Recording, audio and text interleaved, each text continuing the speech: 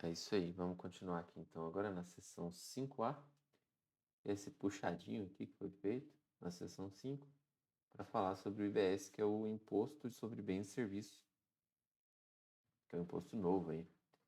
Então, se a gente falou primeiro dos impostos da União, do Distrito Federal e dos municípios. Agora a gente vai falar do IBS, que é um imposto de competência compartilhada entre os estados, Distrito Federal e município. Então, competência compartilhada, certo? IBS instituirá, a lei complementar instituirá o IBS, de competência compartilhada.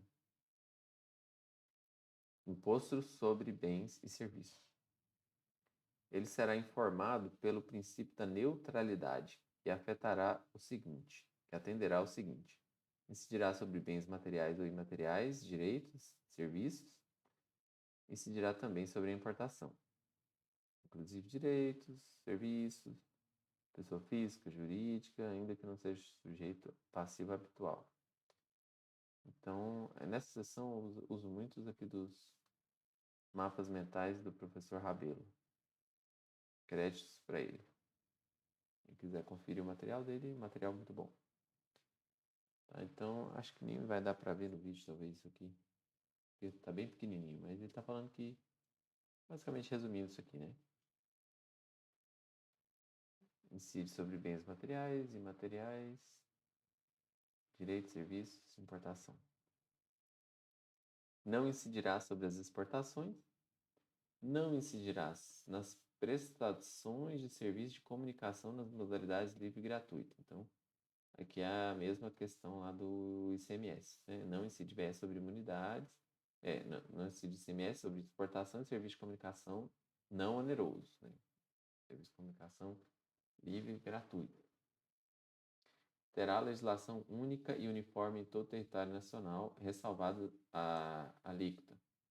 Isso. Então, a alíquota, cada estado vai definir a sua, cada município vai definir a sua. Mas a legislação será única e uniforme em todo o território nacional. É simplificação tributária, né? Cada ente federativo terá sua alíquota própria. Então, que é o que está dizendo aqui em cima, né? Ressalvado a alíquota. Alíquota própria. O Distrito Federal exercerá as competências estadual e municipal na fixação de suas alíquotas. Ok, DF tem tanto a parte estadual como municipal, porque o DF não tem município. Então, legislação do IBS, único uniforme do território, exceção, alíquotas aplicáveis, são definidas pelos estados e pelos municípios. 6.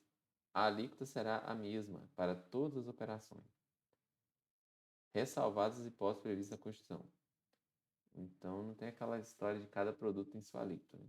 Vai ser a mesma alíquota para todos os produtos, ressalvadas as exceções, que são aqueles regimes tributários específicos e diferenciados.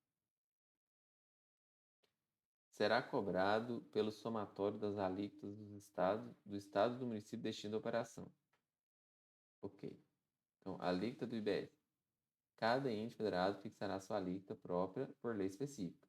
A alíquota fixada pelo ente federativo será a mesma para todas as operações, ressalvadas hipóteses previstas nessa Constituição. E representa o somatório das alíquotas do estado e do município destino da operação, que a gente acabou de ler. Será não cumulativo. Então, da mesma forma que o IPI, da mesma forma que o IS, da mesma forma que o ICMS, da mesma forma que o IBS. Né? Quer dizer, todos serão não cumulativos. Compensando os impostos devido para...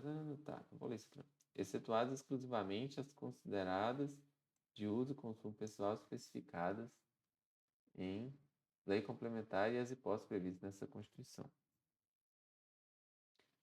Então, Então, nas operações que for de uso e consumo pessoal, aí não tem não cumulatividade, né? Porque aí é o final, né? Você não vai, quem estiver usando e consumindo, não vai poder se creditar. Isenção e a imunidade. Não implicarão crédito para compensação com montante devido às operações seguintes: a isenção e a imunidade. isenção e imunidade do imposto seletivo. Não implicarão crédito. Beleza, mesma regra lá do ICMS, né? Chegou com isenção, chegou com imunidade, não dá direito a crédito. E acarreta a anulação do crédito relativo às operações anteriores. Salvo na hipótese da imunidade, quando determinado em contrário em lei complementar. Tá. Nas operações destinadas ao exterior, permite-se a manutenção. Ah, tá. É o caso do exterior. Quando você estiver exportando, você pode manter o crédito. Esse tratamento permite a manutenção do crédito. Também pode ser estendida a outras hipóteses que foram definidas em lei complementar que institui o IBS. Não cumulatividade do IBS. Então, compensa o que for devido, cada montante cobrado nas operações anteriores. Isenção não incidente. Não implica crédito da operação subsequente e anulação do crédito da operação anterior. E você vai poder manter esse crédito na operação anterior se a operação é destinada à exportação e as hipóteses previstas na lei complementar da instituição do IBS. Não integrará sua própria base nem a do IS, PIS, COFINS e ICBS. Então o imposto é por fora, né? Não integra a própria base de cálculo. E também não integra a base de cálculo nem do IS, nem do PIS, nem COFINS, nem II, nem CBS. Nada, não vai entrar em nada disso aqui. E nem na sua própria base. Ele é por fora. Muito bom. Não integra a base de cálculo. Sua própria base de cálculo. Imposto seletivo, COFINS. COFINS de exportação, CBS, PIS. Mas lembrando que o IBS está dentro da base do IS. Mas o IS não está na base do IBS.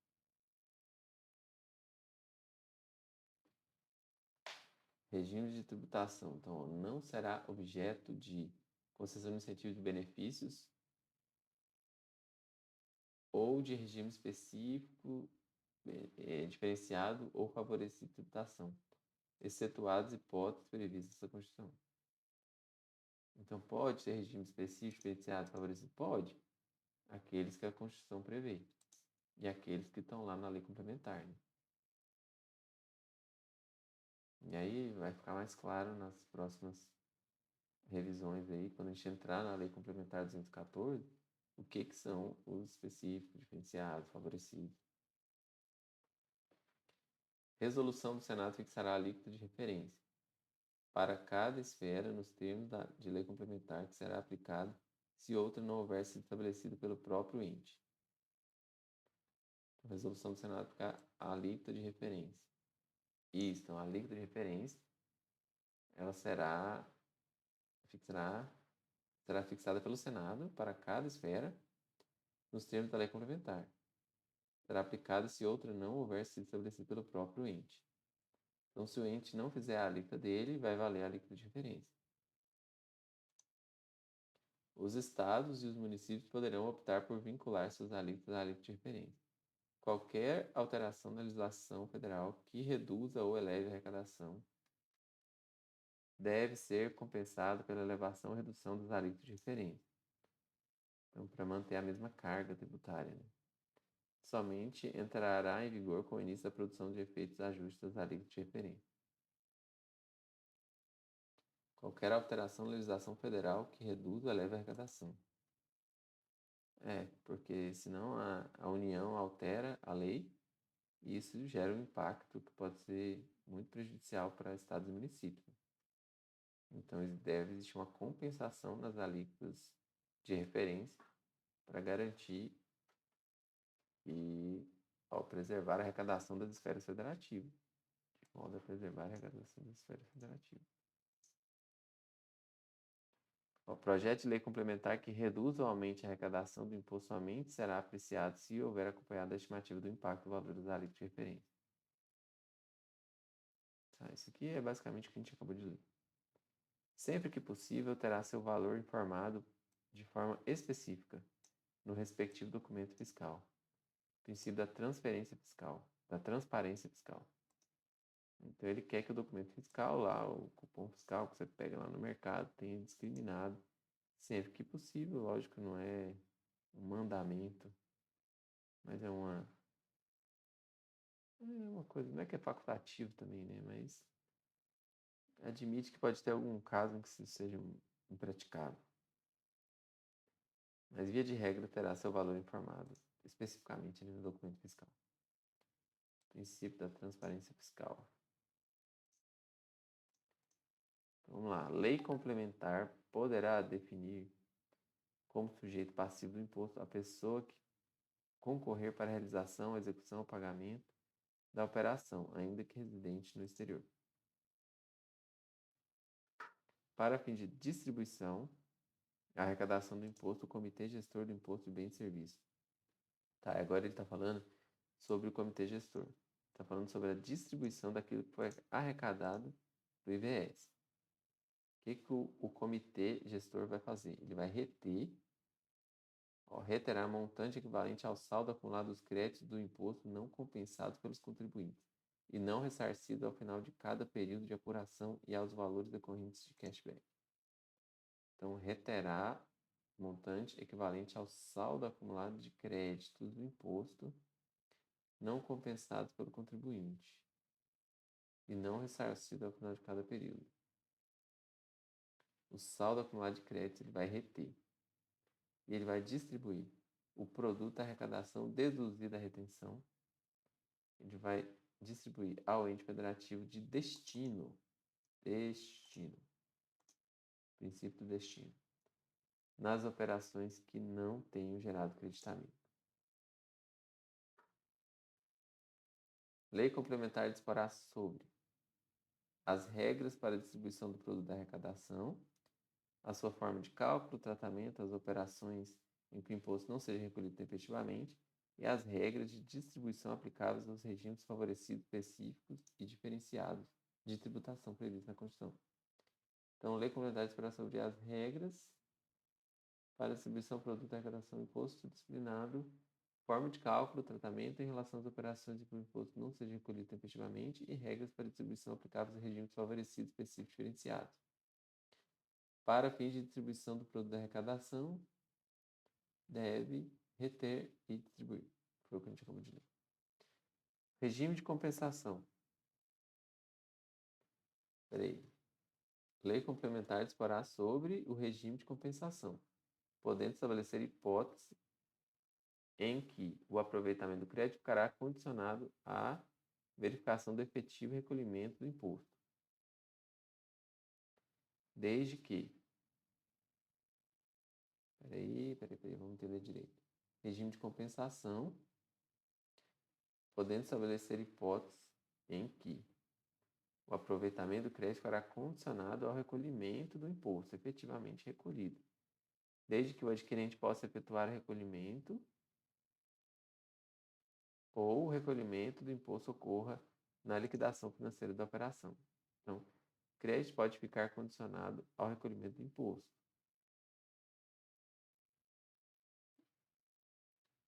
Condições. O ICMS não exigia recolhimento, por isso era sujeito a notas frias. Então aqui não tem mais, existe a possibilidade de que se condicione o creditamento ao recolhimento. Desde que o adquirente possa efetuar o recolhimento e o recolhimento do imposto ocorra na liquidação financeira. Interessante. A forma e o prazo para ressarcimento dos créditos acumulados pelo contribuinte. Lei complementar, né? Então, a gente está falando do que a lei complementar vai dispor. Lei complementar 214, né? Especificamente. Forma e o prazo de ressarcimento de créditos acumulados. Os créditos para a definição do destino, que poderá ser local da entrega, da prestação ou domicílio da localização do adquirente. O créditos para a definição do destino. Ah, tá. É porque nem sempre é claro qual que é o destino, o local do destino. Local da entrega, da prestação, domicílio da localização do adquirente. Admitida diferenciações em razão das características da operação. Então, lá na Lei Complementar 214, a gente vai ler especificamente ali cada caso certinho. a forma de desoneração da aquisição de bens de capital pelos contribuintes, que poderá ser implementada por meio de crédito integral imediato, diferimento ou redução de 100%. Tá, então ele está dizendo que bens de capital, né? Está comprando um maquinário, por exemplo, poderá ser implementado. Ele quer que seja desonerado. Ótimo, isso é ótimo. Poderá ser implementado por meio de crédito. Né? Então pode dar um crédito para quem está comprando ali o bem de capital. No caso do ICMS tinha, né, um 48 avos.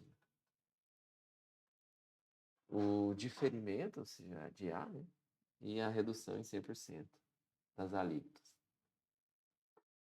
Mas é a lei complementar que vai dizer como será essa desoneração. Tá. A lei complementar também vai estabelecer hipóteses de diferimento e desoneração aplicáveis aos regimes aduaneiros especiais e às zonas de processamento de exportação. Os regimes aduaneiros especiais. Mais uma coisa que a lei complementar vai estabelecer: processo administrativo fiscal do imposto. Então, isso aqui não é na 214, né? Tem uma lei específica sobre esse processo aí. As hipóteses de devolução, então cashback, né, também vai estar especificado lá na lei complementar, a pessoas físicas. A devolução, esse cashback, não será considerado nas bases de cálculo de total de despesas do Poder Legislativo, mínimo a ser aplicado de saúde, 5% da receita total líquida estadual, para o Programa de Apoio à Inclusão e Promoção Social, mínimo a ser aplicado no ensino, educação e 5% da RTL estadual, programas e projetos culturais. Então,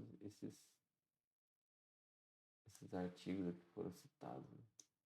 Não se aplicando a ela ainda a bitributação, não, a distribuição do IBS dos estados com os municípios.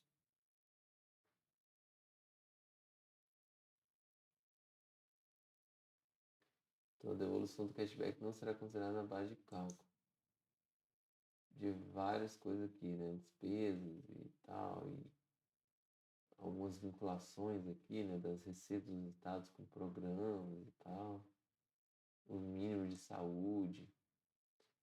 Então, esse cashback, essa devolução não vai ser considerada nisso aqui. Também não se aplica a ela a distribuição do IBS dos estados com municípios. A devolução cashback será obrigatória nas operações de fornecimento de energia elétrica, de gás e de petróleo ao consumidor de baixa renda, podendo a lei complementar determinar que seja calculada, ou seja, no momento da cobrança. O cashback é obrigatório quando energia elétrica e gás e de petróleo para consumidor de baixa renda. O cashback não é considerado na base de cálculo. Despesas legislativas, mínimo de saúde, mínimo do ensino, 5% para programas de promoção social e os 5% do programa cultural. E vai ser obrigatória para o consumidor final de energia elétrica e de baixa renda, né? Energia elétrica e GLP. Critérios para as obrigações tributárias acessórias, visando a sua simplificação. Também vão estar lá na lei complementar. Obrigações tributárias acessórias. Ok. Então, isenção e imunidade. Não implicarão crédito. Isso eu já li. Acarretarão a anulação do crédito relativo às operações anteriores, tal, salvo imunidade. Aí tem aquela questão da exportação. A lei complementar poderá estabelecer o conceito de operações com serviço.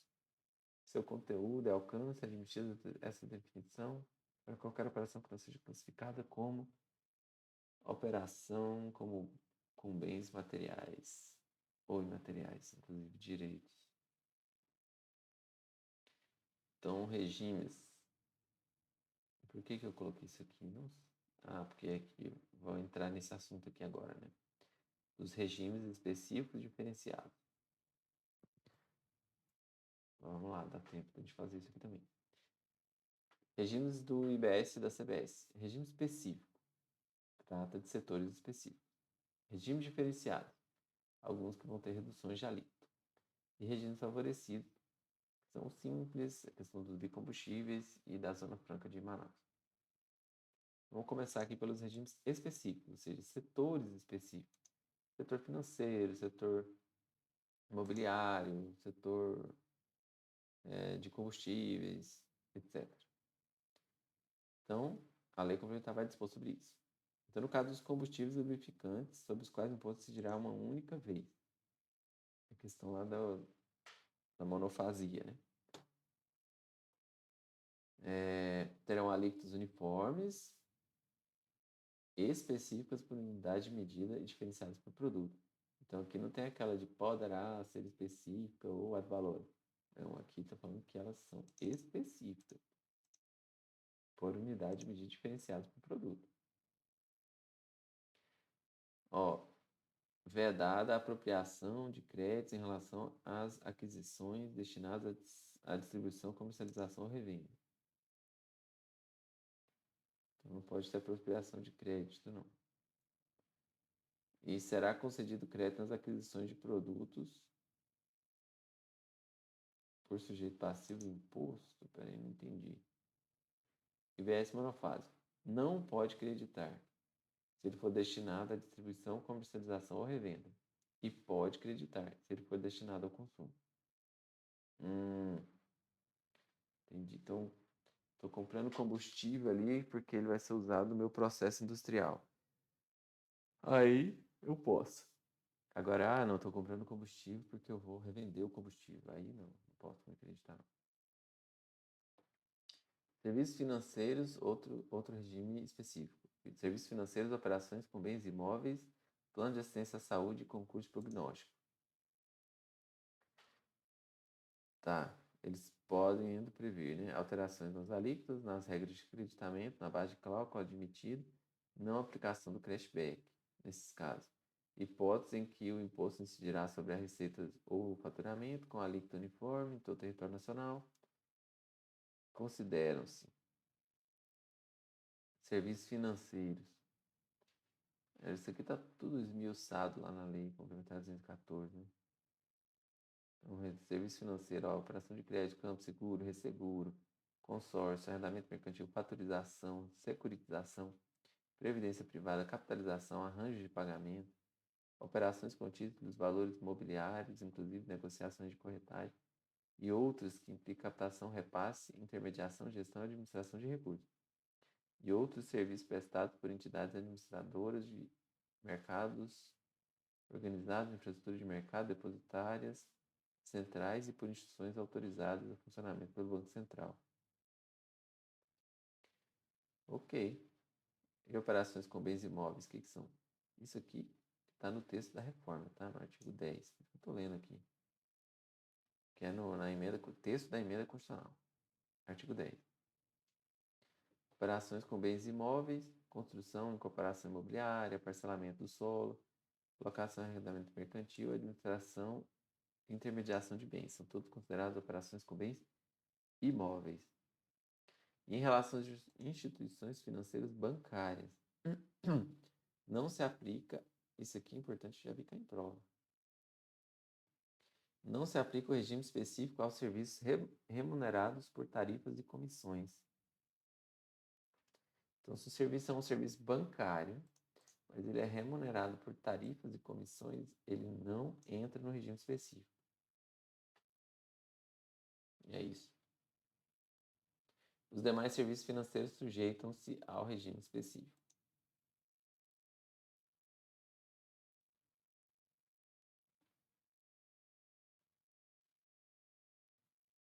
Regime específico das sociedades cooperativas será optativo, segurar a competitividade e tal.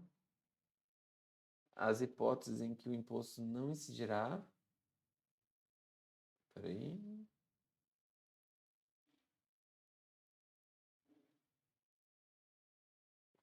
Hipótese em que o imposto não incidirá sobre as operações realizadas entre a sociedade cooperativa e seus associados, e pelas sociedades cooperativas entre si, Regime de aproveitamento do crédito nas etapas anteriores. Então é importante lembrar das cooperativas, né, que será optativo.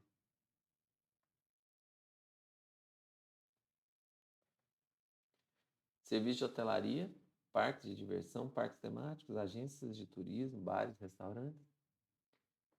Sociedade Anônima de Futebol e Aviação Regional, podendo prever hipóteses de alterações dos alíquotas base de cálculo nas regras de creditamento, admitida a não aplicação das regras gerais sobre a alíquota e não cumulatividade, e operações alcançadas por tratados e convenções internacionais e serviço de transporte coletivo, passageiros, rodoviário, intermunicipal, interestadual, ferroviário e hidroviário, podendo prever hipóteses de alterações nas alíquotas e nas regras de creditamento. Então, em geral, né, a gente vê que pode mexer nas alíquotas, pode mexer no creditamento, em alguns casos pode mexer na base de cálculo também. Então, essas que são as especificidades aí desses regimes. Mas na lei complementar é detalhado cada um deles, como que vai ser. Texto da emenda, né? Artigo 8º da emenda. Fica criada a Cesta Básica Nacional de Alimentos, que considerará a diversidade do país e garantirá alimentação saudável e nutricionalmente adequada. O direito social à alimentação. A lei complementar definirá os produtos sobre os quais as alíquotas serão reduzidas a zero. Então, na casa Cesta Básica Nacional, não é isenção, não é imunidade, é redução a zero da alíquota. A lei complementar que institui o IBS e a CBS poderá prever também regimes diferenciados de tributação, desde que sejam uniformes em todo o território nacional e sejam realizados os respectivos ajustes nas alíquotas de referência, com vistas a reequilibrar a arrecadação da esfera federativa. Então, os regimes diferenciados, né? Tem alguns que é redução de 100%, outros é redução de 60%, redução de 30%, isenção e também situações em que há crédito presumido. Né, ó, a lei complementar, isso aqui já são artigos, já são parágrafos do artigo 9º que está lá na emenda constitucional, né? Que já nem é o texto mais puro da Constituição, não. Mas eu estou dentro da emenda constitucional, a Constituição. Por isso que eu coloquei aqui. Então, a lei complementar definirá as operações beneficiadas com redução de 60% das alíquotas entre as relativas aos seguintes bens e serviços. Então, quais são os bens e serviços que vão ter redução de 60%? Redução de 60%, lembrando, significa que vai ser cobrada uma alíquota de 40%, né? Vai ser cobrado 40% da alíquota normal. Redução de 60%. Pode confundir às vezes, né? Então, quais vão ser os bens e serviços? Educação, saúde, dispositivos médicos, dispositivos de acessibilidade para pessoas com deficiência, medicamentos, né? Incluem-se entre os medicamentos as composições para nutrição enteral, parenteral, composições especiais, fórmulas nutricionais destinadas às pessoas com erros inatos do metabolismo. Então, produz cuidados básicos de saúde menstrual, serviço de transporte público, alimentos. Inclui-se entre os alimentos sucos naturais sem adição de açúcar e conservante. O que mais? Vai ter redução de 60%. Higiene pessoal e limpeza. Produtos agropecuários. Insumos agropecuários. Produções artísticas, jornalísticas. Atividades esportivas e comunicação social. Segurança nacional, segurança da informação, segurança cibernética. Então, é vedada a fixação de percentual de redução distinto de 60%. Então, é isso, é 60% e pronto. Né? Mas, a Constituição pode fazer tudo, né? Então, eu falei que preverá a hipótese de isenção em relação aos serviços de transporte público, preverá. Engraçado, né? Aqui falou que é redução de 60% do transporte público coletivo de passageiro, rodoviário, metroviário de caráter urbano, semi-urbano e metropolitano. Aí que já fala que a lei complementar preverá hipóteses, não é todas, né, de isenção em relação ao serviço de transporte público. Redução de 100% das alíquotas dos tributos para. Então, quais que vão ter redução de 100%? Dispositivo médico, dispositivos de acessibilidade, medicamentos, saúde menstrual. Produtos hortícolas, frutas e ovos. Serviços prestados por ICT, Instituto de Ciência, Tecnologia e Inovação. Automóveis de passageiros quando adquiridos por pessoa com deficiência e autista. Ou por motoristas profissionais. Táxis. Então, olha só, velho. Aqui vai ter redução de 100%. Então, os medicamentos, saúde menstrual, os produtos hortícolas, frutas, ovos, os serviços dos ICTs, os automóveis dos autistas, dos deficientes e os taxistas. Redução de 100% da contribuição, né? CBS. Para serviços de educação superior nos termos do ProUni. Isenção, redução de até 100% para atividades de reabilitação urbana de zonas históricas e de áreas críticas. Então, tem alguns casos aqui, né? Que tem que memorizar isso aqui, infelizmente é isso. 100%. 100% são menos casos do que os 60%.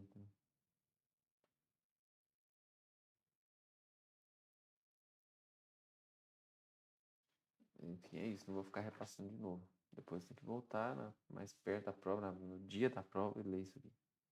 Ou na véspera.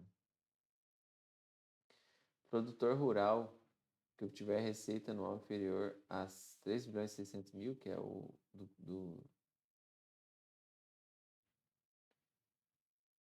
não fala nada de simples aqui não, fala direto, 3.600.000, atualizada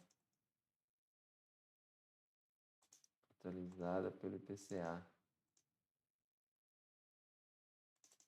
E o produtor integrado pode optar por ser contribuinte do tributo. Então, não são necessariamente, mas eles podem optar. Quem? O produtor rural, com receita inferior a 3.600.000 e o produtor integrado. Certamente, na lei tem uma definição sobre isso. É autorizada a concessão de créditos ao contribuinte adquirente de bens e serviços do produtor rural, que não opte por ser contribuinte. Observado o seguinte: o Poder Executivo da União e o Comitê Gestor do Imposto de Bens e Serviços poderão revisar anualmente o valor do crédito presumido concedido. Observado o disposto no parágrafo 5º, ou seja, essa possibilidade aqui, né, de um crédito presumido, é autorizada a concessão de crédito ao contribuinte adquirente de serviço de transportador autônomo que não seja contribuinte e materiais destinados à reciclagem. O crédito presumido terá como objetivo permitir a apropriação de créditos não aproveitados por não contribuinte do imposto. A lei complementar poderá prever a concessão de crédito ao contribuinte que adquira bens móveis usados. Bens móveis usados. De pessoa física não contribuinte. Para revenda, desde que esta seja tributada e o crédito seja vinculado ao respectivo bem, vedado o ressarcimento. Estimular o mercado de bens usados, tornando-o economicamente viável para os revendedores. Entendi. Então pode ser concedido crédito, né, para quem adquira bens móveis usados de não contribuinte, para revender. Senão vai compensar a pessoa ter uma empresa de bens, né, de bens usados.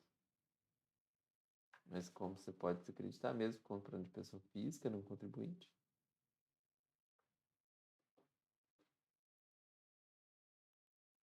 Crédito tem que ser compensado. não pode ser ressarcido em dinheiro. Os benefícios especiais serão concedidos a IBS e CBS, exceto ProUni, que só tem alíquota zero para a CBS.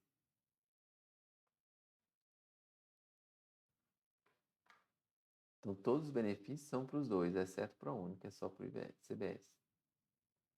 O imposto seletivo não incidirá sobre os bens ou serviços cujas alíquotas sejam reduzidas, nos termos do parágrafo 1º.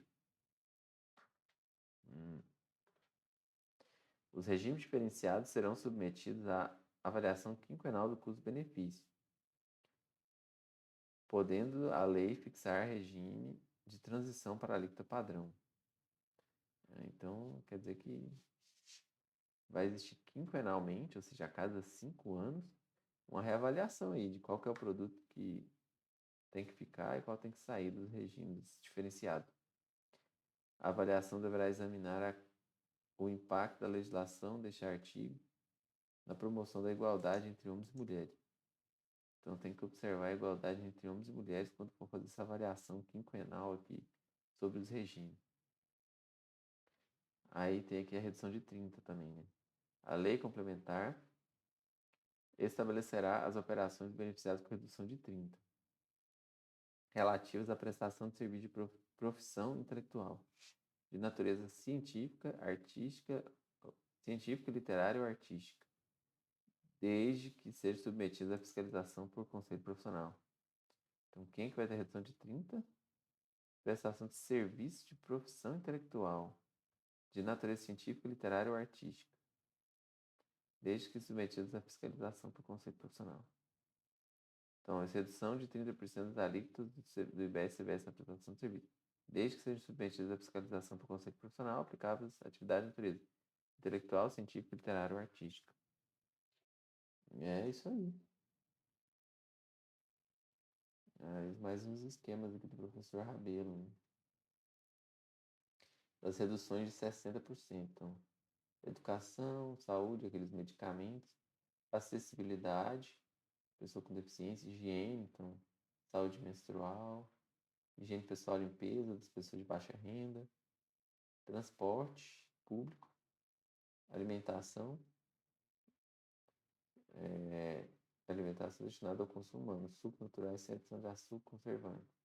Agropecuária, produtos agropecuários, aquícola, pesqueiro, florestais, ativistas, vegetais in natura, insumos agropecuários.